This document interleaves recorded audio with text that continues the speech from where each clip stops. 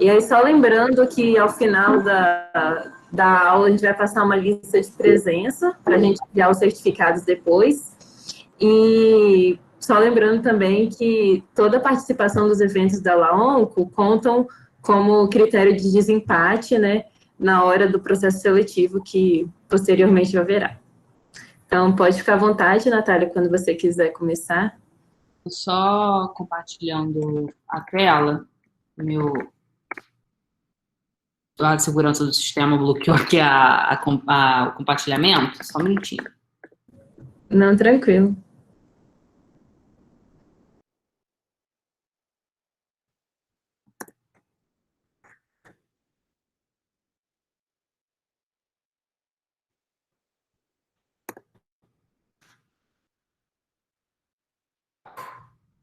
Pronto.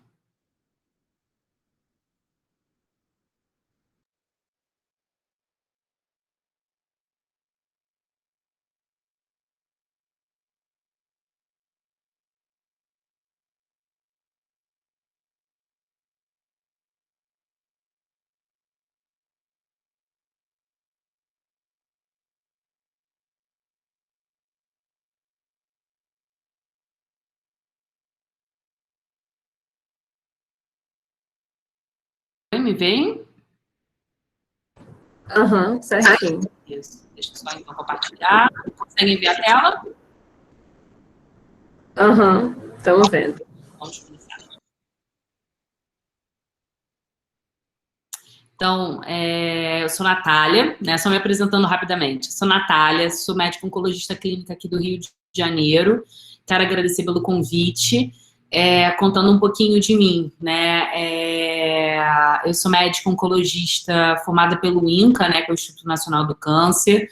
Na minha trajetória como oncologista, atualmente, eu sou médica oncologista do Grupo Oncoclínicas. Também sou médica oncologista clínica do Hospital Universitário Gafren-Guinle, mas por 2 anos eu fui professora de oncologia do UFRJ, professora substituta do UFRJ, então, enfim, eu acho super interessante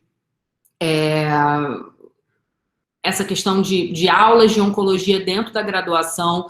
É claro que o objetivo da aula não é que vocês saiam daqui sabendo manejar a toxicidade relacionada a tratamento oncológico, mas eu acho que cada vez mais, quando os alunos têm contato com oncologia ou têm algum entendimento sobre oncologia, de certa forma quebra alguns paradigmas que existem em relação ao tratamento oncológico, quebra alguns preconceitos, então acho que é muito importante, enfim, medidas como vocês estão fazendo de ligas oncológicas e, obviamente, fora do horário acadêmico de vocês estarem se reunindo, né, para discutir um tema um pouco espinhoso, mas que vamos tentar fazer de forma mais interessante possível, que é esse tema de manejo e toxicidade relacionados a tratamento oncológico.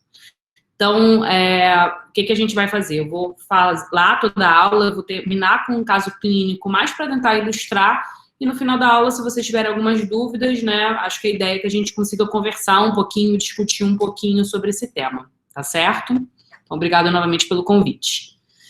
Eu acho que a primeira coisa que a gente tem que ter em mente quando a gente fala em toxicidade relacionada a tratamento oncológico, a gente tem em mente qual é o objetivo do tratamento oncológico. Então, quando a gente fala para um paciente sobre um tratamento a ser proposto para uma determinada patologia e um determinado estadiamento, muitas vezes o que vem na cabeça do paciente é qual o benefício clínico que ele vai ter com aquele tratamento. Então, como é que o tratamento vai ajudar a tratar a doença dele? Seja no contexto de tratamento adjuvante, ou neoadjuvante, ou paliativo, muitas vezes o que o paciente pensa é justamente no benefício que ele vai ter com aquele tratamento. E muitas vezes esse é o foco também de conversa do oncologista com o paciente, né? Porque aquele tratamento vai acrescentar ao paciente. O paciente que faz aquele tratamento, ele vive mais do que com outra opção de tratamento, esse paciente tem a doença mais controlada. Muitas vezes, quando a gente lê um artigo de oncologia, a gente foca muito justamente em qual é o ganho de sobrevida global, qual é o ganho de vida livre de progressão, qual é o benefício clínico que esse tratamento vai acrescentar ao paciente. Indiscutivelmente, é óbvio que isso é importante, né? Se um tratamento ele não é capaz de melhorar o controle de sintomas, se ele não é capaz de aumentar a sobrevida do paciente, se ele não é capaz de deixar a doença do paciente controlada, obviamente esse tratamento não tem função dentro de oncologia, ele não vai conseguir, de fato, auxiliar no tratamento da doença do paciente. Mas, muitas vezes, o que é tão importante quanto o benefício clínico a ser dado é o grau de toxicidade que esse tratamento vai ser dado para o paciente. Então, um tratamento que leva a toxicidade muito importante, uma toxicidade limitante, por mais que seja um tratamento benéfico, que leve a ganho de sobrevida ou leve a um melhor controle da doença, ele pode ser um tratamento que vai ter uma grande dificuldade de ser aplicado na prática clínica, ou que não poderá ser aplicado em determinados pacientes por conta de comorbidades ou por conta, enfim, de um risco maior de toxicidade naquele indivíduo. Então, usando o exemplo dessa droga, o alpelisib, que é uma droga oncológica que a gente usa em câncer de mama, o estudo clínico fase 3, que aprovou o uso da droga nos Estados Unidos e no Brasil, a gente vê que quase 64% dos pacientes, eles têm hiperglicemia relacionada ao tratamento, né? Então, o que isso significa pra gente? Que você entender qual é o efeito colateral daquele remédio é extremamente importante quando você vai indicar esse remédio a determinado paciente. Então, se um paciente já tem uma diabetes, e uma diabetes de difícil controle, ou uma diabetes não controlada, o alpelisib, obviamente, não é uma boa opção de tratamento para esse paciente. Por mais benefício clínico que essa droga dê, ela vai gerar, ela tem um risco muito grande de gerar uma descompensação num quadro que o paciente já tem. Então, essa questão de manejo de toxicidades, entendimento das toxicidades é importante para a seleção de tratamento e também é importante para a gente entender medidas preventivas. Usando também esse mesmo exemplo dessa droga, a gente vê que quase 58% dos pacientes têm diarreia relacionada ao tratamento. Então, você saber que essa droga pode gerar diarreia, isso é importante para você orientar o paciente em relação a mudanças de dieta, em relação a medidas para controle de diarreia. Então, a gente consegue, de certa forma, prever e orientar melhor os pacientes para que eles tenham, de fato, o ganho de sobrevida, o benefício clínico, mas com melhor qualidade de vida possível e com menor risco de toxicidades, em especial toxicidades graves. Então, essa aula é justamente para a gente discutir um pouquinho esse manejo de toxicidades relacionadas ao tratamento oncológico. É claro que, enfim, é um mundo de toxicidades, muitas vezes... na residência, quando a gente fala de toxicidade, a gente fala de toxicidade por classes de drogas, não é isso que a gente vai fazer nessa aula, eu vou dar uma pincelada geral, não falarei tanto de classes de drogas, porque senão a gente teria uma aula muito extensa, mas a ideia é que vocês saiam com uma ideia geral dos principais efeitos colaterais e do principal manejo desses efeitos colaterais em oncologia. Falando sobre isso, a gente tem diversos guidelines que discutem justamente esses manejos de toxicidade. Então, existem guidelines específicos para neurotoxicidade relacionada a drogas oncológicas, guidelines com orientações em relação a medicações antieméticas para prevenção de náusea e vômito relacionada à quimioterapia, guidelines exclusivos de fertilidade, guidelines exclusivos para toxicidades dermatológicas. Então, de fato, a gente tem uma grande quantidade de literatura que visa justamente discutir como é que a gente maneja essa toxicidade, esses eventos adversos relacionados ao tratamento oncológico. Antes da gente continuar também a aula, acho que é importante a gente dar dois conceitos. Um é sobre o tipo de toxicidade, né? Quando a gente fala de toxicidade relacionada ao tratamento oncológico, a gente pode ter uma toxicidade aguda, que é aquela toxicidade que ocorre durante o uso daquela droga. Então, um bom exemplo é a alopécia. O paciente vai ter queda de cabelo durante o tratamento, mas uma vez que o tratamento é interrompido, o cabelo volta a crescer. Isso também é verdade para náusea, para mielotoxicidade. Isso ocorre durante o tratamento e muitas vezes num período específico do tratamento. Então, a gente sabe que a náusea e vômito induzido por quimioterapia ocorre nos 3 a 5 dias pós o tratamento venoso realizado. Então, naquele período específico, a gente espera a náusea. Depois daquele período, a náusea se encerra. O paciente não tem mais essa queixa via de regra. A mielotoxicidade, ou seja, a baixa de plaquetas, a baixa de leucócitos, a anemia, ela ocorre mais especificamente num período do ciclo, né, entre 2 tratamentos. Então, a gente sabe que naquele período específico, a gente espera encontrar queda de leucócitos. Mas, alguns dias depois, o que a gente espera é uma nova subida dos leucócitos e uma normalização do hemograma. Então, são toxicidades agudas. Existem, porém, toxicidades crônicas, né, que, enfim, é um novo capítulo, né? Um capítulo inteiro diferente em relação aos eventos adversos relacionados à quimioterapia. Então, a gente sabe que algumas drogas, né? Não só quimioterápicos, mas algumas drogas alvo, elas podem levar à insuficiência cardíaca, elas podem levar à infertilidade, elas podem levar a um risco de neoplasias secundárias, e muitas vezes essas toxicidades crônicas, né, esses eventos adversos crônicos, são tardios e devem ser orientados ao paciente no momento que ele vai realizar, que ele vai iniciar o tratamento oncológico. Então, o paciente ele precisa saber sobre o risco de uma neoplasia secundária antes de começar o tratamento para aquela determinada patologia. O paciente precisa saber sobre o risco de infertilidade antes de realizar o tratamento para aquela determinada patologia. Em relação à insuficiência cardíaca, é importante que ele saiba desse risco, é importante que sejam feitas medidas para tentar prevenir o risco de insuficiência cardíaca, porque são toxicidades que, de fato, vão ter um impacto muito grande em qualidade de vida do paciente, qualidade do paciente sobrevivente ao câncer, né? A outra questão em relação à toxicidade é que, em oncologia, existe uma classificação que gradua essas toxicidades.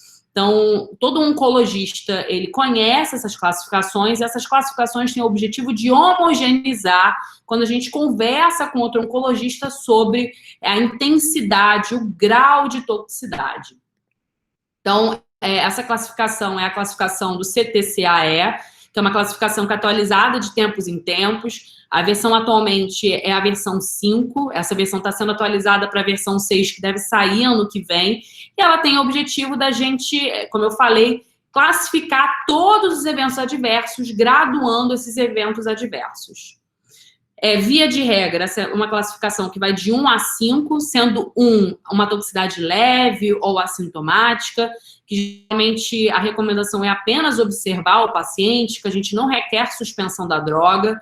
A toxicidade grau 2 é aquela toxicidade mais moderada, que geralmente não leva à perda de atividades de vida diária do tipo instrumental, mas que pode já ter algum grau de intervenção.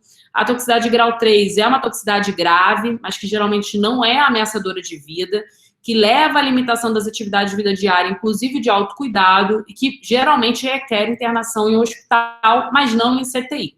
Uma toxicidade grau 4 é aquela toxicidade que o paciente tem um risco de vida associado a essa toxicidade, que muitas vezes vai levar à necessidade de internação, inclusive em terapia intensiva. E uma toxicidade grau 5 é morte relacionada à droga, né? Morte relacionada a esse evento adverso. Então, isso é genérico, mas existe essa classificação para cada um dos efeitos colaterais que podem ocorrer relacionados ao tratamento oncológico.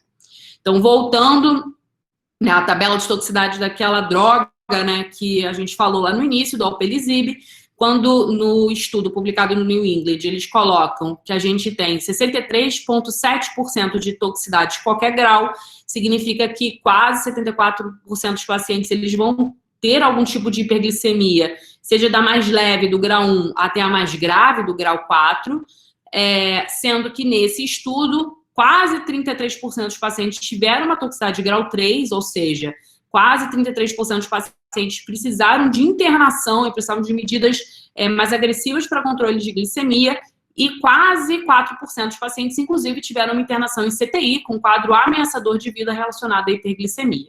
Então, quando a gente lê isso, a gente já entende o que significa essa graduação, e a gente, com isso, já consegue entender melhor a toxicidade, as preocupações que a gente tem que ter em relação a essa droga. Né? Da mesma maneira, se você lê no estudo que mais de 50% dos pacientes têm diarreia, isso significa que é muito importante que para qualquer paciente que vai fazer uso dessa droga, sejam orientadas sobre medidas antidiarreicas, né? Mas você pode falar para o paciente que se ele tiver diarreia, a probabilidade de ele ter um evento ameaçador de vida relacionado à diarreia é muito baixo, porque nesse estudo não teve nenhuma diarreia associada a grau 4. Então, isso ajuda a gente a entender um pouquinho melhor e conseguir graduar o que é um efeito adverso. Como eu falei, esses efeitos adversos, eles são... cada um deles é graduado e cada um deles tem uma classificação. Aquela classificação que eu falei para vocês de 1 a 5 é algo mais genérico, mas esses efeitos colaterais nesse manual, eles são individualmente caracterizados. Então, por exemplo, uma diarreia grau 1 é menos de 4 evacuações líquidas por dia, né? E uma diarreia grau 3 é mais de 7, que precisa de internação hospitalar. E nem todos os efeitos colaterais eles se graduam de 1 a 5. Por exemplo, boca seca, não vai ser responsável pela internação nem morte de ninguém. Então, é um sintoma que é caracterizado entre 1 e 3. Obviamente, isso não precisa ser decorado, você pode consultar o manual, mas isso ajuda na questão de, como eu falei, uniformização da informação em oncologia, né? Se você fala para qualquer outro oncologista que você teve uma toxicidade de grau 4, ele vai entender que com aquela droga, naquele paciente, você teve uma toxicidade ameaçadora de vida. Falando agora especificamente de toxicidades relacionadas aos tratamentos, né, entendendo que nessa aula a gente vai falar um pouquinho de toxicidade relacionada à quimioterapia, um pouquinho de toxicidade relacionada à droga-alvo e um pouquinho de toxicidade relacionada à imunoterapia, a gente tem que entender por que a toxicidade ocorre, né?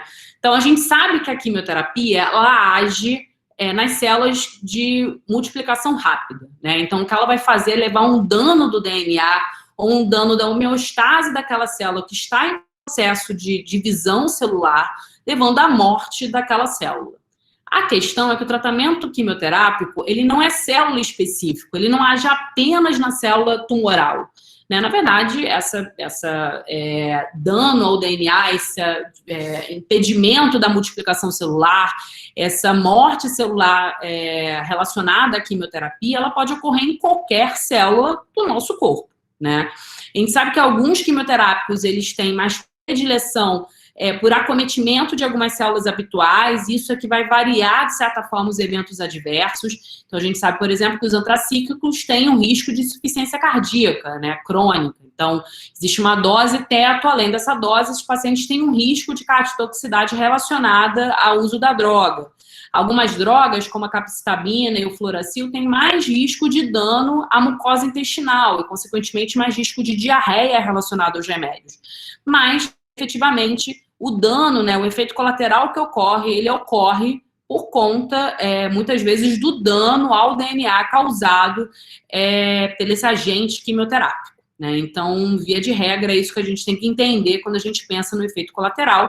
E o que a gente tem que ter em mente é que a quimioterapia é um tratamento sistêmico, né? Então, seja uma quimioterapia oral, seja uma quimioterapia venosa, a gente vai ter, de certa forma, uma distribuição sistêmica da droga e, consequentemente, os pacientes podem ter efeitos colaterais sistêmicos, né? Que vão variar desde queda de cabelo, até náusea e vômito, acometimento da medula óssea, levando a plaquetopenia, leucopenia, anemia, muitas vezes acometimento de pele, como pele seca, uma sensibilidade ao sol, que pode levar a manchas de pele, mucosite, diarreia, enfim, uma grande variada gama de sintomas, que, como eu falei, muitas vezes algumas drogas se associam a mais alguns efeitos colaterais do que outras, mas geralmente são efeitos adversos sistêmicos. A questão é que os efeitos colaterais da quimioterapia são muito previsíveis, então a gente consegue prever qual é a quimioterapia que leva à queda de cabelo, e aquela quimioterapia sempre levará à queda de cabelo, qual o período entre duas aplicações de quimioterapia que a gente espera que a imunidade esteja baixa. A gente consegue prever qual é o período de náusea e vômito, qual é o período mais relacionado à diarreia. Então, diferente do que a gente vai ver em relação a outros efeitos colaterais de outras classes de medicamentos, o efeito colateral da quimioterapia muitas vezes é muito previsível e a gente consegue, com isso, manejar e até prevenir alguns efeitos colaterais, né?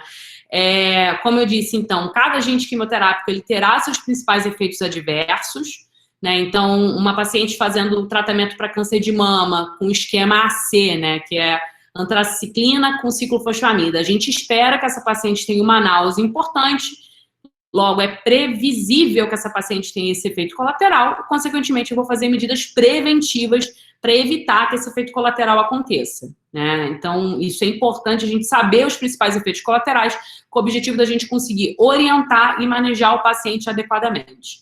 Mas, como a gente também falou, o grau de toxicidade é variável. Por mais que determinada droga possa causar diarreia, ou por mais que determinada droga vá causar enjoo, o grau desse efeito colateral é muito variado. A gente vai ter pacientes que vão ter toxicidades importantes, a gente vai ter pacientes que vão ter toxicidades mínimas, né, que não vão levar a grandes danos ou a necessidade de interrupção do tratamento desses pacientes. Falando agora de algumas das principais efeitos colaterais. A gente sabe que náusea e vômito é muito relacionado a alguns tipos de quimioterapia, mas nem todas as quimioterapias, elas induzem náusea e vômito da mesma maneira, né? Muitas vezes, quando a gente fala para um paciente que ele vai fazer quimioterapia, o efeito colateral que ele mais teme é náusea e vômito, né? Então, a impressão do paciente e a impressão, muitas vezes, do aluno de medicina é que toda a quimioterapia ela é responsável por náusea e vômito. Isso não é verdade. A gente sabe que existem quimioterapias que têm um poder emetogênico alto, que significa que mais de 90% dos pacientes eles terão um risco de vômito relacionado ao tratamento. Algumas terão um poder emetogênico moderado, que significa que de 90% a 30% dos pacientes têm risco de vômito baixo, que é de 10 a 30%, ou até mínimo, né? Que a chance de vômito relacionado ao tratamento é muito baixa, menos de 10%.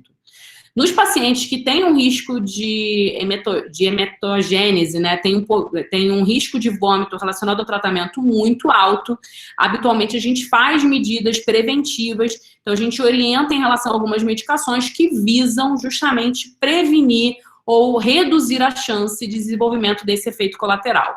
Então, é claro que, assim, nós oncologistas sabemos também quais são as principais drogas que têm um risco alto ou moderado alto de vômito, né, relacionado ao tratamento, mas existem algumas tabelas que você pode consultar para avaliar o risco de êmese relacionado àquele esquema, né, ou àquela droga.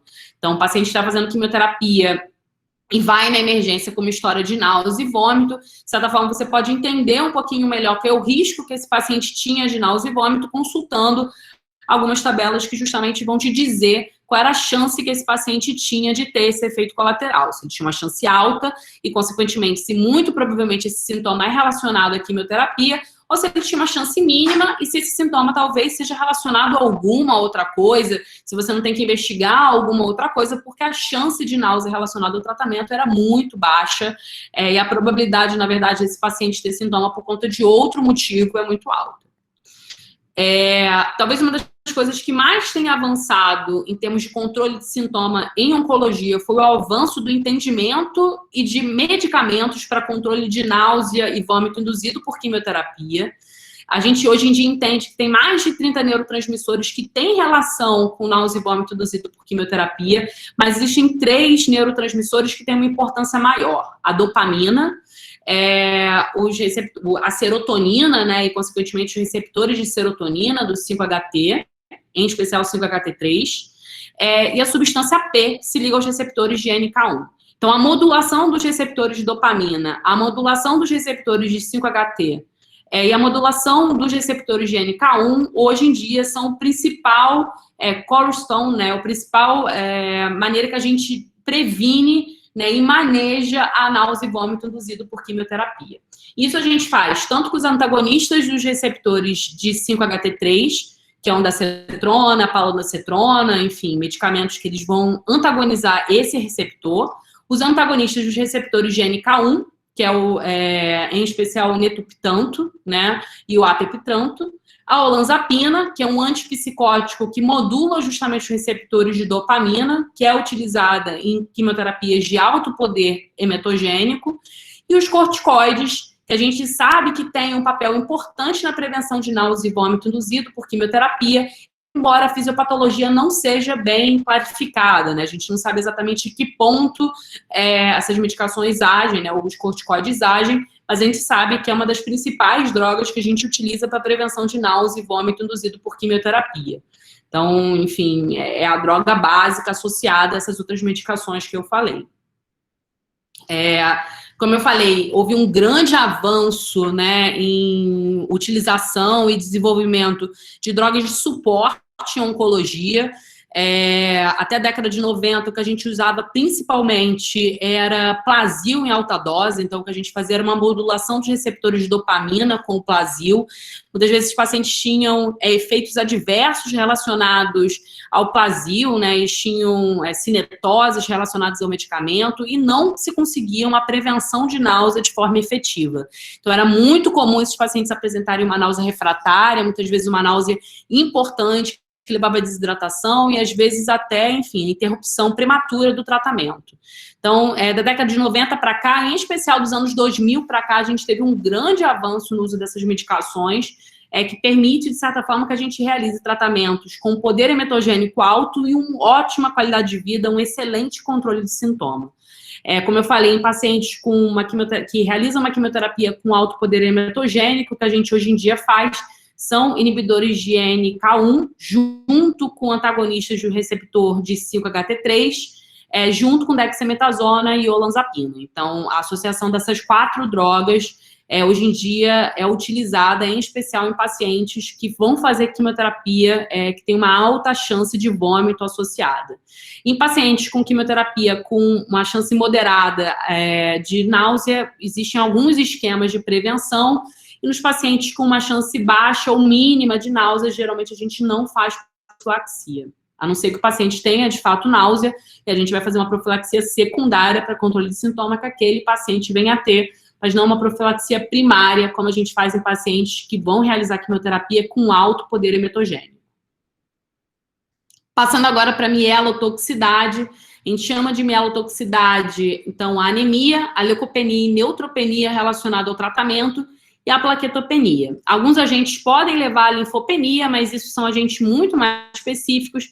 Tipicamente, quando a gente fala de mielotoxicidade, a gente está se referindo justamente a anemia, neutropenia e plaquetopenia. Quando a gente fala justamente de mielotoxicidade, existe o conceito de nadir, que é um conceito que eu acho que é importante vocês entenderem. O nadir é aquele período entre 2 ciclos de quimioterapia que você tem a menor contagem de leucócitos. Então, é o período que você tem a menor contagem das células, daquela célula específica no sangue. E esse período de nadir, né, esse momento que a gente espera que a contagem de células esteja mais baixo, é muito variável para cada droga e para cada esquema, mas tipicamente ocorre entre o 7º ao 15º dia. Algumas situações podem fazer com que esse nadir se antecipe, por exemplo, uma infecção. Então, se o paciente faz uma quimioterapia e ele tem uma pneumonia, tem uma infecção urinária, tem alguma infecção mais importante, isso pode antecipar o nadir e fazer com que esse paciente tenha uma queda dos leucócitos mais precoce. E algumas situações podem adiar o nadir, também muitas vezes infecções, podem fazer com que o paciente que já tinha recuperado a medula volte a ter uma queda e uma nova baixa de leucócitos um pouco mais tardia, num período que a gente já esperava que ele tivesse recuperação. Muitas vezes pacientes que são politratados, que fazem diversos esquemas de quimioterapia, ou pacientes idosos, podem ter um nadir mais prolongado, então eles podem ter uma demora maior para conseguir recuperar a medula, e a gente entende por recuperação a volta dos níveis daquela determinada célula, né, focando aqui nos leucócitos, para um valor de normalidade. Quando a gente fala em especial de leucopenia e neutropenia, existem profilaxias primárias e secundárias para evitar a leucopenia e a neutropenia. Profilaxia primária significa a gente indicar medicamentos antes de ter um quadro de leucopenia ou neutropenia. Profilaxia secundária, quando a gente tem um quadro de leucopenia ou neutropenia que leva a um atraso do tratamento, ou um quadro de neutropenia febril, e a partir daí a gente vai realizar medidas preventivas.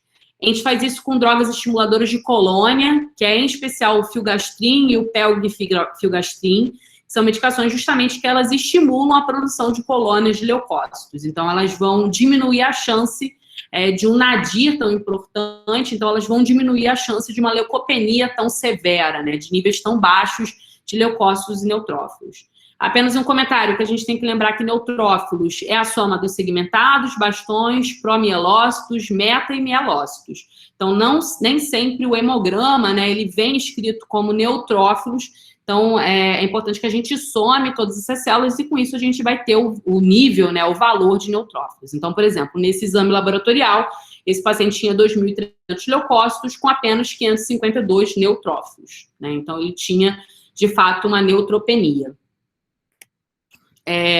Quando a gente fala de leucopenia e neutropenia, o principal risco, né, o principal temor é o risco de neutropenia febril, o que vai indicar uma profilaxia primária, né, uma prevenção de leucopenia e neutropenia, é justamente o risco de neutropenia febril, que aquele esquema de tratamento causa. Então, um esquema que tem um risco maior que 20% de neutropenia febril, ou seja, os estudos mostraram que mais de 20% dos pacientes que fazem aquele determinado tratamento, eles tiveram neutropenia febril. São esquemas que a gente indica a profilaxia primária com o filgastrin ou com o pelgfilgastrin, justamente para evitar níveis tão baixos de leucócitos e tão baixos de neutrófilos e, consequentemente, o risco de neutropenia febril. Lembrando que a definição de neutropenia febril é neutropenia mais febre, então o paciente tem que ter níveis de neutrófilos baixos, tipicamente abaixo de 500, com febre acima de 37,8 ou 37,5 por mais de 1 hora. E lembrar que neutropenia sem febre é esperada dentro do contexto de quimioterapia. Então, a quimioterapia ela sempre vai levar a uma queda dos leucócitos, a uma queda dos neutrófilos. A questão é o tempo que esses leucócitos e neutrófilos ficam no nadir e, de fato, o paciente não ter um quadro infeccioso associado a esse momento de queda de leucócitos e queda de neutrófilos.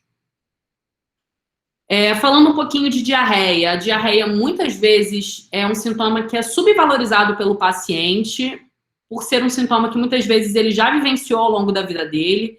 Então, diferente de uma náusea e vômito tão intensa, diferente do risco, né, do fantasma de uma neutropenia febril, que é algo que ele nunca vivenciou, diarreia e vômito, geralmente, diarreia, perdão, é um sintoma que, geralmente, esse paciente já vivenciou em algum momento da vida, né? Então, muitas vezes isso é um sintoma que é subvalorizado pelo paciente e, por isso, é um sintoma que pode ser potencialmente grave. Em especial, uma diarreia mais intensa, uma diarreia grau 3, ela pode levar a uma desidratação e, consequentemente, a danos para o paciente. Então, em especial, nos esquemas que levam a maior risco de diarreia, é muito importante a gente orientar o paciente de maneira enfática em relação ao manejo da diarreia. Então, existem algumas drogas que são muito associadas à diarreia, como a capecitabina, o fluoracil, o irinotecano, esquemas com docetaxel, ainda mais com docetaxel em doses mais altas, eles podem levar a um risco importante de diarreia, e esse paciente ele deve ser orientado sobre qual é a escala de gravidade da diarreia, o que é uma diarreia leve, né, uma diarreia grau 1 e grau 2, o que é uma diarreia mais importante. Deve ser orientada sobre medidas de hidratação, orientações dietéticas no contexto da diarreia e deve ser orientado sobre o uso de loperamida, que é a medicação que a gente faz para controle de diarreia relacionada à quimioterapia.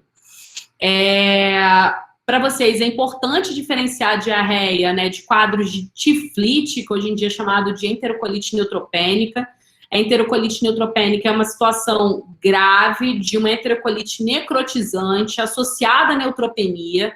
Esses pacientes, além de diarreia, eles têm dor abdominal e febre, e é uma situação potencialmente grave, né? Então, num paciente fazendo quimioterapia que tem febre e diarreia com dor abdominal, é importante a gente não achar que isso é uma diarreia típica relacionada à quimioterapia, mas sim entender que isso pode ser uma enterocolite neutropênica e, consequentemente, avaliar esse paciente com mais cautela.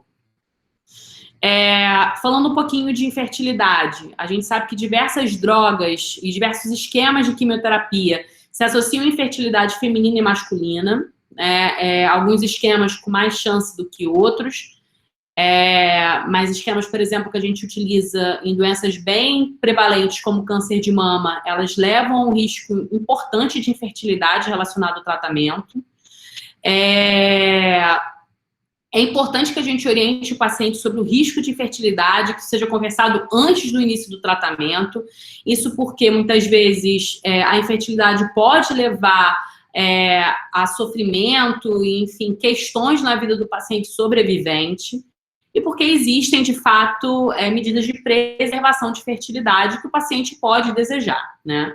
Então, existe tanto possibilidade de preservação de fertilidade masculina com a preservação de sêmen ou preservação de embriões, e preservação de fertilidade feminina com a preservação de embriões, preservação de óvulos, e no caso de câncer de mama, existem alguns estudos com algumas medicações que suprimem a ovulação, né? Então, que causam supressão ovariana. Isso faz com que os oócitos não se transformem em óvulos, consequentemente não tenha tanta divisão celular e, consequentemente, não tenha tanto dano para aquela célula específica, né, e menor risco de infertilidade relacionado ao tratamento. A principal questão dessas medidas de preservação de fertilidade é o custo e o acesso. A gente sabe que essas medidas não são disponíveis no SUS. Existem até alguns lugares aqui no Rio de Janeiro, no SUS, que fazem preservação de sêmen, mas não existe nenhum local que faz preservação de embriões ou de óvulos, e a gente sabe que isso tem um custo alto e não é totalmente acessível para todos os pacientes, na verdade não é acessível para a maioria dos pacientes, né? Então, muitas vezes é importante a orientação, mas não são todos os pacientes que conseguem estratégias de preservação de fertilidade, caso isso seja do desejo dele. Falando de alguns sintomas gerais relacionados à quimioterapia, é muito comum que o paciente oncológico se queixe de fadiga, mialgia, hiporexia, alteração do paladar. E sintomas gerais, embora dificilmente sejam sintomas graves, que vão levar à internação ou uma toxicidade importante, são sintomas que levam a impacto de qualidade de vida, né? Em relação ao manejo deles, muitas vezes o mais importante são orientações que eles podem ocorrer e orientar como prevenir ou como diminuir a sua incidência. Então, em relação à fadiga e mialgia, a principal prevenção é o estímulo de atividade física. O paciente que faz quimioterapia, ele deve ser estimulado a se exercitar. A atividade física é extremamente importante para os pacientes fazendo quimioterapia. Se não existe nenhuma contraindicação por outro motivo, né, um paciente com metástase óssea com risco de fratura, né, enfim, situações extremas, ele deve ser estimulado a realizar atividade física. Em relação à hiporexia, alteração do paladar, isso é de manejo um pouco mais difícil. Geralmente o que a gente orienta é tentar temperar a comida de uma maneira que ela se torne mais atrativa, tentar ver o que o paciente tem desejo, comer pouca quantidade mais vezes ao longo do dia.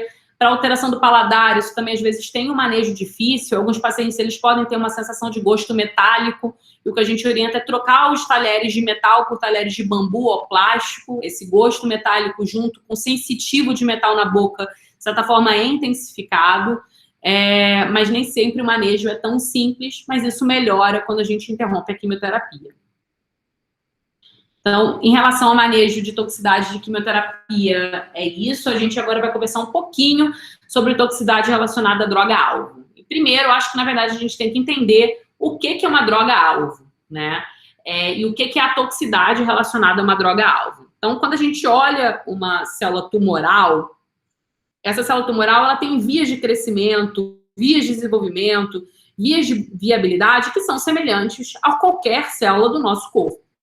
Então, os receptores de crescimento, os receptores de vias de sobrevivência, os receptores, né, e os genes que se relacionam ao controle do ciclo celular são semelhantes tanto na célula tumoral quanto na célula normal. Muitas vezes o que vai gerar uma célula tumoral é justamente a mutação em alguma dessas vias ou em alguma dessas proteínas, que vai fazer com que aquela célula ganhe alguma vantagem evolutiva e que consiga se multiplicar, né, de maneira mais eficiente, que consiga invadir tecidos de maneira eficiente, que consiga fazer com que as suas células vão para o sistema linfático ou vão para o sistema sanguíneo, consiga levar ao surgimento de metástases. Então, essa diferenciação, né, essa mudança celular ocorre por conta de mutações em vias que já existem dentro da nossa célula normal. Essas vias, elas podem ser o que a gente chama de uma mutação drive. Então, a mutação drive é como uma única mutação ou uma mutação mais importante, é a principal responsável pelo ganho que aquela célula tem, né? Então, pela vantagem evolutiva que aquela célula tem. Em oncologia, que a gente chama de oncologia personalizada, que, enfim, é um conceito mais atual em oncologia, a pesquisa de determinadas mutações e o bloqueio de determinadas mutações, ou seja, de determinados alvos moleculares, levaria a um tratamento efetivo, não para aquela classe daquela doença, mas para a doença específica daquele paciente. Isso já é uma coisa, isso já é verdade, né? É algo que a gente já faz em medicina e oncologia atual. Então, dando um exemplo, um paciente que tem mutação, tem um câncer de pulmão, como mutação de EGFR, que é o receptor de crescimento endotelial, o melhor tratamento para esse paciente não é a quimioterapia. O melhor tratamento para esse paciente envolve o bloqueio, envolve o antagonismo desse receptor de crescimento endotelial. Então, quando você tem uma mutação nesse receptor, isso leva a uma ativação constitutiva desse receptor, que vai levar a uma estimulação da via de crescimento e proliferação celular, que, consequentemente, vai ser responsável pelo desenvolvimento daquele câncer de pulmão. Então, essa mutação é uma mutação que aparece em aproximadamente 15% dos cânceres de pulmão. É uma mutação que pode ser pesquisada, então você pode fazer isso através de biópsia líquida ou de biópsia do tumor, né? E uma vez identificada a mutação específica, o melhor tratamento, que vai levar a maior controle de doença, né, de fato, é a droga anti-receptor de EGFR. A questão é que, como eu falei, essas vias, elas não são exclusivas da célula tumoral. Elas podem estar mais ativadas, ou elas podem ser mais proeminentes, ou elas podem ser mais presentes na célula tumoral, mas elas não são exclusivas da célula tumoral. E é justamente daí que vem os efeitos colaterais relacionados a drogas-alvo. Então, voltando também para a alpelisib, que é aquela droga que a gente mostrou lá no primeiro slide, né? Então, a alpelisib é uma droga que a gente utiliza em câncer de mama, que tem mutação do PI3K, né? Então, o PI3K é uma dessas, enfim, faz parte de uma dessas vias de crescimento e proliferação celular. Essas vias, elas têm o que a gente chama de crosstalk, então ela é ativada não por um único receptor, mas às vezes por múltiplos receptores, mas a gente sabe que mutação nessa via é responsável pelo crescimento e proliferação celular em alguns tipos de câncer de mama. Então, nas pacientes que têm mutação de PI3K, é uma droga que é extremamente importante, ela leva a ganhos para os pacientes com câncer de mama que tem essa mutação, que usam o remédio, né, que usam um bloqueador de PI3K. Só que qual é a questão? O PI3K também está envolvido com os receptores de insulina. Então, quando a insulina se liga no receptor de insulina, isso leva a uma ativação em cascata que ativa a via do PI3K, que é responsável pela entrada de glicose na célula normal. Então, quando você inibe o PI3K do tumor, você também acaba inibindo o PI3K de outras células. Em menor grau, porque são células que têm, enfim, uma ação do PI3K menos importante, mas você inibe o PI3K, que é responsável pela entrada de glicose, indiretamente é responsável pela entrada de glicose na célula normal. Então, o que a gente espera nesses pacientes é a hiperglicemia. Então, quando foi criada essa medicação, né? Quando essa medicação para câncer de mama foi criada, né? Já se sabia, já se esperava que hiperglicemia fosse um efeito colateral relacionado ao remédio, né? Outros inibidores de PI3K já foram tentados e não foram passíveis de serem utilizados, porque eles inibiam tudo que era PI3K, não PI3K, que é mais específico de câncer de mama, e levavam a níveis de hiperglicemia e níveis de outros efeitos colaterais que faziam com que a droga não pudesse ser usada, mesmo sendo benéfica. Então, não adianta, novamente, uma droga ser benéfica para o câncer e gerar o risco de, por exemplo, hiperglicemia tão alto que quase todo mundo morre de diabetes, né? Então, isso não faz sentido. Mas o efeito colateral ocorre porque essas vias, elas se comunicam. Essas vias existem também em células normais. Então, por mais que, quando a gente fala de medicina personalizada, parece que você está fazendo um bloqueio mais específico, e está, a gente tem que lembrar que a célula tumoral, ela não é tão diferente de uma célula normal. As vias são as mesmas. Elas só estão mais ou menos estimuladas em determinadas células. Obviamente, como existem diversas drogas-alvo, existem os inibidores de EGFR, os inibidores de PI3K, os inibidores de ciclina, os inibidores de RET, os inibidores de MET, enfim, os inibidores de ER2, cada uma dessas classes, ela vai ter alguns efeitos colaterais que são relacionados às células normais, que têm aquelas vias de forma mais importante, né? Eu vou falar de um efeito colateral relacionado aos inibidores de EGFR, que é um efeito colateral muito comum, e que muitas vezes a gente precisa do auxílio de outro especialista, que é justamente o hash acneiforme. Então, os inibidores de EGFR, eles têm, que é, novamente, o receptor de crescimento endotelial. O principal efeito colateral é um hash acneiforme, que pode ser grave, então até 90% dos pacientes têm acne relacionada à medicação, e até 20% dos pacientes podem ter uma acne grau 3 e 4. Então, aqui são fotos de pacientes reais, né? A primeira paciente, né, a mais à esquerda, ela tem uma acne grau 2, né, então é uma acne importante, que incomoda, e a paciente mais à direita, ela tem uma acne grau 3, né, com muitas lesões acneiformes, não só no rosto, mas em outras partes do corpo, com muita dor, muito incômodo, infecção secundária. Então, muitas vezes esse manejo, ele deve ser feito, em especial no paciente com uma toxicidade grau 3 e 4, junto com o dermatologista.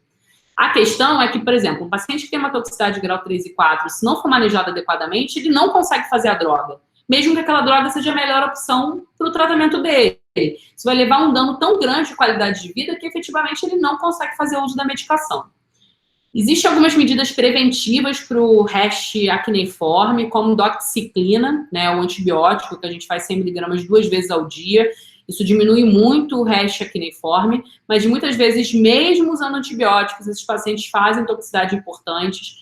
E como eu falei, é super importante a avaliação em conjunto com o dermatologista para que a gente consiga controlar e, consequentemente, que se permita a utilização do medicamento, né, que é um medicamento super importante para alguns pacientes. Eu dei exemplo de alguns pacientes com câncer de pulmão com mutação de EGFR. Falando agora, né, para finalizar, sobre toxicidade relacionada à imunoterapia, também primeiro vamos tentar entender o que é imunoterapia. Muitas vezes, quando a gente pensa no câncer, a gente pensa na célula tumoral. Então, a gente pensa naquele conjunto de células que formam um tumor e a gente esquece que existe todo um microambiente tumoral. Então, a gente vai ter o endotélio, ali que dá suporte às células tumorais, a gente vai ter fibroblastos associados à célula tumoral, a gente vai ter, enfim, algumas células que estão em diferentes etapas de multiplicação, e a gente vai ter o que a gente chama de células inflamatórias peritumorais. E essa questão de células inflamatórias peritumorais sempre foi algo que levou a muito questionamento de por que essas células estão ali e por que elas não reconhecem as células tumorais como inimigas, né? Muitas vezes essas diferentes mutações, elas geram neoantígenos, geram novos antígenos, mas que de alguma maneira não são adequadamente reconhecidos pelo sistema imune do indivíduo, né? Essas manipulações imunes, né, isso não é novidade em medicina. Em 1800 e pouco já tinha algumas pessoas que discutiam justamente o efeito do sistema imune em termos de controle de células tumorais. E o entendimento um pouco das células imunes, né, desse infiltrado imune peritumoral, levou ao desenvolvimento do que a gente chama hoje de imunoterapia. Então, para conversar sobre imunoterapia, vamos lembrar lá da imunologia. Quando a gente tem a célula apresentadora de antígeno reconhecendo um antígeno específico, a gente tem uma ligação via MHC com o linfócito T, né? Com o linfócito T naive inicialmente, aquele que ainda não foi apresentado a nenhum neutrófilo, a nenhum antígeno, perdão, aquele que não se montou nenhuma resposta, né, imune prévia e que não tem uma memória imunológica. Então, essa apresentação de MHC, do antígeno via MHC, essa ligação do MHC com o receptor do linfócito T, leva a uma segunda ativação, né? Uma segunda ligação de receptores que também vai gerar um sinal ativatório, né? Um sinal de ativação para o linfócito T naive, que é a ligação do CD28 com o CD80 ou CD86. Nos tecidos linfóides, em especial no timo e nos linfócitos e nos linfonodos, quando a gente tem esse primeiro sinal e gera, então, uma multiplicação do linfócito T e a formação de uma memória imunológica, depois de algum tempo a gente vai ter um segundo sinal, que é um sinal inibitório, que é através do CTLA4, que é o receptor do linfócito T, se ligando ao seu receptor na célula apresentadora de antígeno.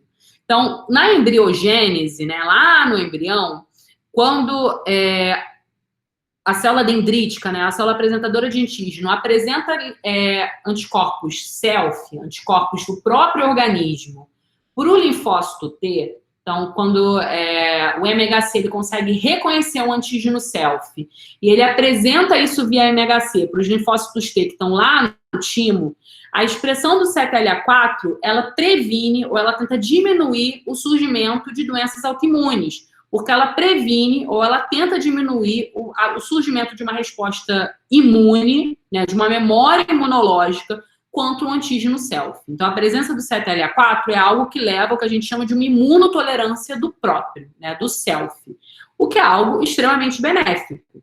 Então, se determinado indivíduo nasceu com uma tendência a ter uma doença autoimune contra a sua tireoide, ou contra seu pulmão, ou contra seu rim, e o linfócito T, ele é proibido de gerar uma memória imune contra aquele antígeno, isso é extremamente benéfico, isso previne que a gente tenha, ou desenvolva, ou venha a ter uma doença autoimune que pode ser potencialmente grave.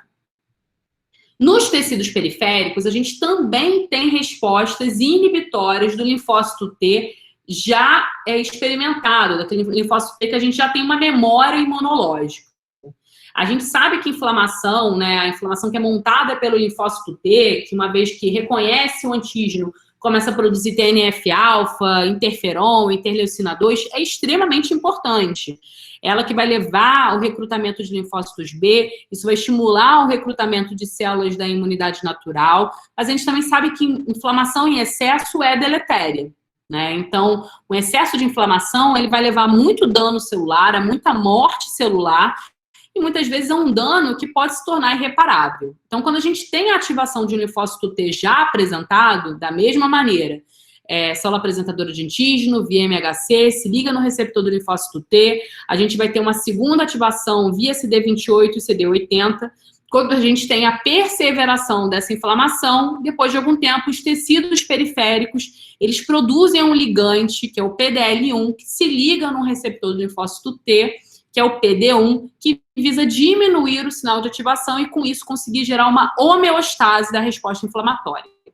Então, tudo isso que eu falei é atual, é normal, acontece em situações normais do nosso organismo. Qual é a questão? A célula tumoral, que, novamente, é uma célula que tem as mesmas características de qualquer célula nossa, ela utiliza essas medidas inibitórias contra o sistema imune para evitar que seja formada uma resposta inflamatória, uma resposta imune contra essas células tumorais. Alguns tumores, eles utilizam mais isso do que outros. Então, por exemplo, melanoma e câncer de pulmão, em especial câncer de pulmão relacionado ao tabagismo, que são doenças que você tem diversos neoantígenos por conta do tipo de dano que leva ao desenvolvimento daquele tumor. Eles têm uma necessidade maior de se esconder do sistema imune, então de gerar uma imunotolerância contra si mesmo, né, contra a célula tumoral, do que um câncer de ovário, por exemplo, né? Que, enfim, é um tumor que talvez tenha uma questão de imunogenicidade menor do que um câncer de pulmão e um câncer e um melanoma, né? Mas a gente sabe que, seja via CTLA4, seja via PD1, seja via PDL1, enfim, diversas maneiras de gerar essa imunotolerância que o nosso corpo utiliza para se proteger, a célula tumoral também utiliza. Então, a imunoterapia, ela veio justamente com o objetivo de tentar inibir a inibição. Então, você inibindo a ligação do CTLA4 com a célula dendrítica, né, com a célula apresentadora de antígeno, e do PD1 ou do PDL1 entre si, né, seja no tecido periférico, seja no linfócito T, né, você inibe a inibição imune. Então, aquela célula T, né, ela passa a reconhecer aquele antígeno como um antígeno inimigo, como algo que você tem que montar uma resposta imune contra, e, consequentemente, você consegue, né, que o seu próprio sistema imune reconheça o tumor como inimigo e passe a agir contra o tumor, né? Então, a imunoterapia tem esse objetivo de o próprio sistema imune montar uma defesa contra aquela célula tumoral e atacar aquela célula tumoral. A gente sabe que a imunoterapia, como eu falei, ela é algo que já é utilizado hoje em dia de forma recorrente. Alguns tumores, em especial câncer de pulmão e melanoma, a gente tem respostas muito interessantes com imunoterapia. Então, esses três gráficos, eles mostram justamente o benefício do pembrolizumab, que é o inibidor de PDL1, associado à quimioterapia, que em pacientes, enfim, com câncer de pulmão, com diferentes subtipos moleculares, eles ainda assim mantêm benefício, né? A curva azul é uma curva de sobrevida, então a gente vê que mais pacientes vivem ao longo do tempo do que os pacientes que não fizeram a imunoterapia. Em melanoma, isso é muito expressivo. Em pacientes fazendo associação de inibidores de CTLA4 com inibidores de PDL1, até 58% dos pacientes estão vivos em 5 anos, o que, enfim, até 8 anos atrás era algo que não existia em melanoma metastático, a sobrevida era de cerca de 6 meses, enfim, para o paciente com melanoma metastático. Então, hoje em dia, a gente já fala em mais de 50% dos pacientes vivendo mais de 5 anos com uma doença que antes era extremamente agressiva. Então, ninguém tem dúvida do benefício de imunoterapia. Novamente, o benefício não é igual para todos os pacientes, não é uniforme em todas as doenças, mas existem algumas doenças que, de fato, têm muito benefício com imunoterapia e ninguém questiona, enfim, de certa forma, o impacto, né, quase revolucionário que isso causou em oncologia, né? Mas, de fato, a gente tem a contrapartida negativa, que é o risco de toxicidade relacionada à imunoterapia, que é o risco de desenvolvimento de doenças autoimunes. Então, quando você acorda o linfócito T para a célula tumoral, você não está acordando só para a célula tumoral. Você está acordando para qualquer célula que lá na embriogênese o seu timo tentou esconder do sistema imune, né? Então, o efeito colateral relacionado à imunoterapia é de doença autoimune. E diferente da quimioterapia, que o efeito colateral é muito previsível, então eu consigo dizer quando vai ter náusea, eu consigo dizer se vai ter diarreia, eu consigo dizer se vai ter queda de cabelo. Hoje a gente não consegue prever que tipo de efeito colateral o paciente pode ou não vir a apresentar. Da mesma maneira que você tem pacientes fazendo imunoterapia que não tem nenhum efeito colateral, você tem alguns pacientes, poucos, mas alguns que têm diversos eventos adversos autoimunes, né? Então, existem alguns eventos adversos mais comuns, como, por exemplo, rash, prurido, hipotiroidismo, tiroidite, mas existem alguns eventos adversos graves e potencialmente fatais, como miocardite, hipofisite, alguns pacientes podem apresentar nefrite, podem apresentar pneumonite. Eu já tive paciente que teve o desenvolvimento de um diabetes tipo 1, já tive paciente que teve uma uveíte e ficou cega. Então, assim, de fato, o evento adverso é imprevisível. É óbvio que são drogas que, quando a gente compara o efeito colateral com quimioterapia, são drogas que o efeito colateral é permissivo, né? Mas são efeitos colaterais que podem ser potencialmente graves, e é importante que a gente oriente o paciente desse risco e oriente o paciente que qualquer sintoma mais atípico, ele deve entrar em contato com um oncologista. Existem algumas orientações em relação ao manejo de efeitos colaterais associados a inibidores de checkpoint, né, relacionados à imunoterapia, mas muitas vezes o principal manejo vai se dar junto com um colega não oncologista. Então, a melhor pessoa para tratar uma nefrite autoimune relacionada à imunoterapia é o nefrologista. A melhor pessoa para tratar um pênfigo relacionado à imunoterapia é o dermatologista. A melhor pessoa para tratar uma pneumonite relacionada à imunoterapia, obviamente, é o pneumologista, né? Porque o manejo disso não é diferente do manejo de uma pneumonite, ou de uma nefrite, ou de um pênfigo não relacionado à imunoterapia. Então, para ilustrar, eu trouxe um caso clínico, né, de toxicidade relacionada à imunoterapia. É um paciente com melanoma metastático para o fígado, que tinha iniciado há 5 meses tratamento com ipilimumab e nivolumab. Você nunca tinha ouvido falar dessas drogas, porque já estava um pouco cansado na aula de oncologia. E se chocou com um nome tão esquisito. De fato, os nomes de drogas oncológicas geralmente são nomes bem bizarros, né, tipo ipilimumab e nivolumab. Esse paciente evoluiu com vitiligo associado ao tratamento e hipotiroidismo. Então, ele teve 2 doenças autoimunes relacionadas ao tratamento. Vitiligo, especialmente, é muito comum em pacientes com melanoma metastático como toxicidade, né? Enfim, por conta da melanina ser um antígeno, muitas vezes, para o melanoma. Então, alguns pacientes desenvolvem vitiligo. E hipotiroidismo, como eu falei, também é um evento adverso autoimune muito comum. Hipotiroidismo é muito prevalente na população geral, né? Então, muitas vezes, esses pacientes desenvolvem hipotiroidismo ao longo do tratamento. Ele seguiu bem, com sintomas controlados, vinha fazendo Puram, e há 2 semanas evoluiu com uma tosse seca, seguida de uma tosse secretiva. Inicialmente, não passou tais sintomas para o seu médico assistente, porque considerou eles pouco importantes, mas ele notou uma piora da tosse e início de dispneia, inicialmente aos grandes para médios esforços, no momento aos pequenos esforços. Procurou uma emergência do hospital particular, que você estava dando plantão, com dispneia, taquipneia, uso de musculatura intercostal, cianose e uma saturação de 83 em ar ambiente. E ele realizou a seguinte tomografia. Então, a gente consegue ver que tem um infiltrado em vidro fosco difuso, né?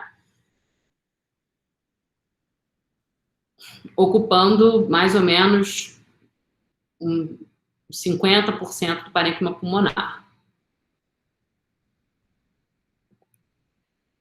Então, quais seriam as hipóteses diagnósticas para esse caso serem pensadas, né? Então, óbvio que a gente vai pensar no contexto em COVID, né? É claro que tem algumas questões. O paciente não fez febre, tem um quadro mais arrastado. Então, enfim, isso diz um pouco contra, mas é claro que a gente vai pensar em COVID nessa situação. A gente tem que pensar também em pneumonia, né? Uma pneumonia típica pode também ter um padrão, às vezes, na tomografia semelhante, embora também fale um pouco contra a questão da ausência de febre, a ausência de alguns outros achados. Mas o que é importante vocês lembrarem é que, pelo paciente fazer imunoterapia, a gente não pode descartar toxicidade autoimune. Então, esse padrão na tomografia é perfeitamente compatível com pneumonite. Isso porque, na verdade, o padrão da pneumonite é muito variável, né? Os pacientes eles podem ter diferentes padrões na tomografia, não existe um padrão específico. Então, enfim, a princípio, qualquer achado na tomografia, ele deve ser aventada a possibilidade de toxicidade imunomediada. Então, existe manejo específico para pneumonite relacionada à imunoterapia. Esse manejo, muitas vezes, em especial em pacientes mais sintomáticos, como esse, né, que, enfim, teve o envolvimento de um pouco mais de 50% do parênquima pulmonar, já tinha dessaturação, enfim, tinha sintomas mais importantes, inclusive ameaçadores de vida, né, porque ele estava com uma saturação bem baixa. É um paciente que a gente não vai conseguir voltar à imunoterapia, né, que a imunoterapia ela tem que ser descontinuada de forma permanente, independente do benefício que o paciente está tendo. E o tratamento, muitas vezes, é com pulsoterapia, né, associada ou não, posteriormente, a imunossupressores, de acordo com a resposta que o paciente tem à pulsoterapia, perdão. Muitas vezes, uma broncoscopia, inclusive com biópsia ou biópsia pulmonar, pode ser necessária, isso que vai dar o diagnóstico, muitas vezes, definitivo. E, às vezes, é interessante quando você tem dúvidas sobre uma infecção associada, uma infecção como causa daquela imagem pulmonar. Então, nesse paciente, de fato, pneumonite é a principal hipótese, mas é importante a gente excluir, como eu falei, quadros infecciosos. Na prática, nem sempre é simples, e muitas vezes a gente precisa de avaliação conjunta, tanto do pneumo, quanto do onco, quanto do infecto. Nesse caso desse paciente, ele foi, enfim, depois de descartada a infecção, foi iniciado pulsoterapia, ele não teve tanto benefício, foi necessário começar a imunossupressor, mas ele teve uma ótima resposta com imunossupressora, que a gente tem o depois e o antes, então teve uma melhora importante do padrão radiológico, o paciente ficou bem, teve alta, mas de fato foi suspensa a imunoterapia de forma definitiva. Então, é isso que eu tinha para falar para vocês, né? Acho que, assim, qualquer dúvida que vocês tenham, acho que agora é o momento de tirar. Espero que tenha sido proveitosa a aula.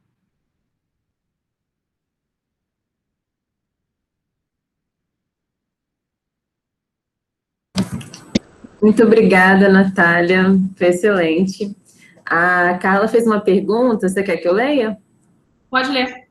Ela falou, a imunoterapia demora muito a chegar no SUS? O paciente pode solicitar a ser candidato para um estudo?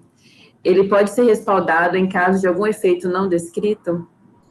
A imunoterapia, ano passado, foi aprovada os inibidores de PDL1 para melanoma, então a Conitec incorporou no SUS o uso de pembrolizumab para essa indicação específica, não para câncer de pulmão, nem para outras indicações. A questão é que a incorporação da Conitec até o uso da droga demora, então a droga ser aprovada, né, enfim, você descrever que a partir de agora essa droga deve ser incorporada no SUS, até efetivamente a droga ser incorporada, às vezes alguns anos se passam, isso porque tem que ter estudo de custo-efetividade, compra, ver como é que vai ser feita essa questão logística. Imunoterapia é muito caro, né? O custo associado ao tratamento é caríssimo, o custo por dose é muito caro, e isso é uma das limitações para a droga no SUS, né? Então, existe essa perspectiva de chegar à imunoterapia para melanoma, que, de fato, eu acho extremamente importante. Enfim, o tratamento que a gente oferece no SUS hoje para melanoma é um tratamento que beira o antiético mesmo, porque, enfim, são drogas muito antiquadas, que não conseguem aumentar a sobrevida de pacientes com doença metastática, e quando a gente vê pacientes da medicina suplementar ficando basicamente curados, vivendo uma vida normal, enfim, com respostas maravilhosas com imunoterapia. Então, é algo que a gente anseia, né, espera, mas ainda não chegou. Em relação ao candidato de estudo, é super importante essa pergunta que você fez, é muito, muito importante. A gente, como oncologista trabalhando no SUS, é extremamente importante que a gente fique ciente de todos os estudos clínicos que estão abertos no país, tanto estudo clínico quanto, enfim, o que a gente chama de uso compassivo, né, que é permissão de utilização de uma droga que ainda não tem aprovação para determinada indicação. Isso porque é a possibilidade de um paciente fazer uma droga ou fazer um tratamento que vai modificar a história natural da doença dele. Então, geralmente o que eu falo para os alunos o primeiro paciente que fez imunoterapia para melanoma em contexto de pesquisa clínica, ele saiu de uma doença que tinha uma sobrevida de 6 meses para uma doença que mais de 50% dos pacientes estão vivos em 5 anos. Esse paciente não sabia o benefício que essa droga ia dar para ele. Podia não dar nenhum, mas isso modificou a história natural da doença dele. Então, os pacientes, é importante a gente orientar os pacientes da existência de pesquisa clínica, e é importante a gente, como médico, estar ciente de pesquisa clínica e procurar ativamente se o nosso paciente pode se encaixar em alguma pesquisa clínica. É claro que nessas doenças que o tratamento é muito consolidado, como o melanoma, é mais difícil você ter um estudo aberto, né? Mas quando o estudo se abre, o braço controle, né, geralmente é o tratamento padrão, que muitas vezes não é o que é oferecido no SUS. Em relação ao efeito adverso não descrito, é difícil um evento adverso não descrito em imunoterapia, porque, na verdade, a descrição é qualquer doença autoimune, né? Então, o paciente que faz, ele sabe que ele tem um risco de qualquer doença autoimune, e assim, eu já vi, foi o que eu falei, a paciente com câncer de pulmão que teve resposta completa, tá até hoje viva sem evidência de doença, tinha uma doença metastática, mas ficou cega de um olho por conta de uma uveíte, né? Então, enfim, de fato, ela teve uma toxicidade grau 4, que levou à interrupção definitiva do tratamento, mesmo interrompendo, ela manteve resposta completa, mas ela teve uma toxicidade gravíssima, né? Então, é algo que às vezes é difícil de você colocar na balança, né? Mas os pacientes são orientados sobre o risco de toxicidade. É claro que nem todo mundo tem um efeito colateral tão grave, né? Enfim, também tive um paciente que teve Guillain-Barré, nefrite e pneumonite. Então, o mesmo paciente teve 3 eventos autoimunes graves, ficou internado em CTI, ficou gravíssimo, enfim. Óbvio que isso não é o dia a dia, a maioria dos pacientes que faz imunoterapia fica muito bem, mas é um efeito colateral que se espera, né? Ele pode ter doença autoimune, como eu falei, é imprevisível. Então, é muito importante que a gente oriente o paciente e qualquer dúvida, que de fato a gente oriente o paciente para emergência, ou então oriente sobre essa questão de manejo do paciente. Acho que respondi, tirei sua dúvida? Uma outra dúvida, qual o critério para que a indicação do tratamento seja uma quimioterapia ou uma imunoterapia, por exemplo, se tem algum tipo de câncer ou alguma condição específica, assim, do paciente nessa predição? Até o tratamento oncologia é uma especialidade muito pragmática em termos de tratamento.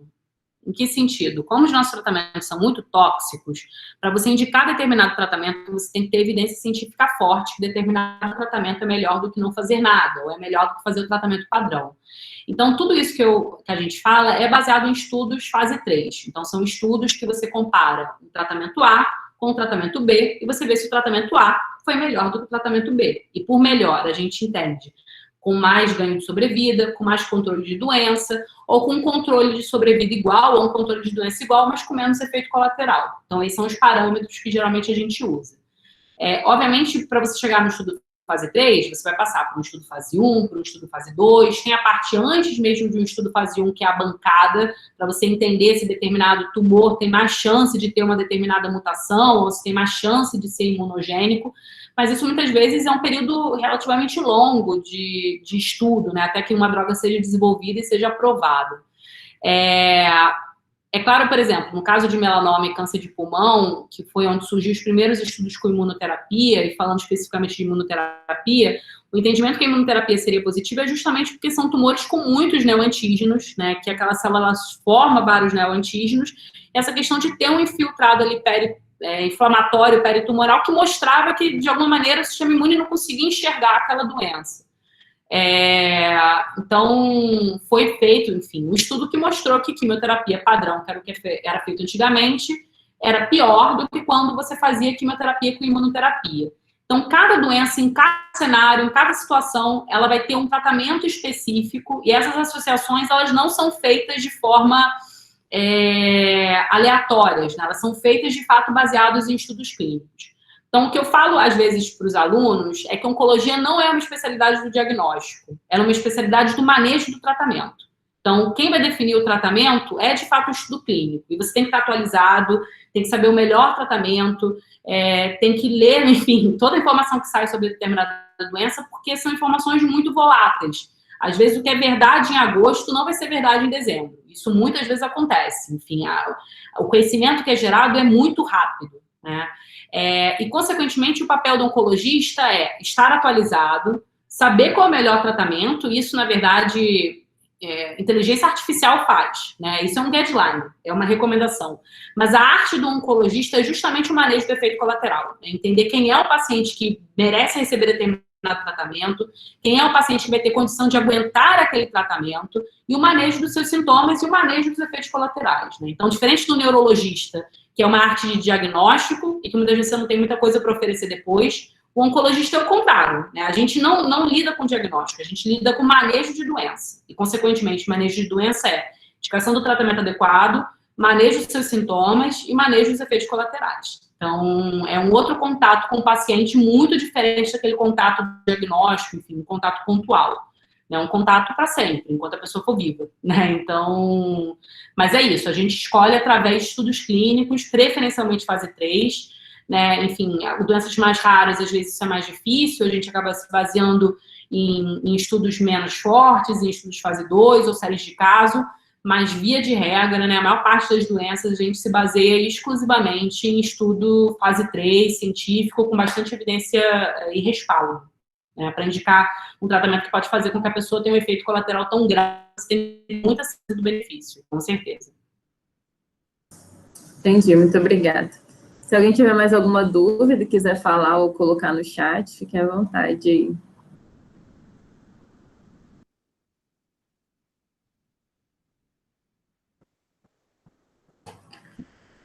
Bom, Natália, muito obrigada, viu? Foi maravilhosa essa aula. Ficou muito feliz de você ter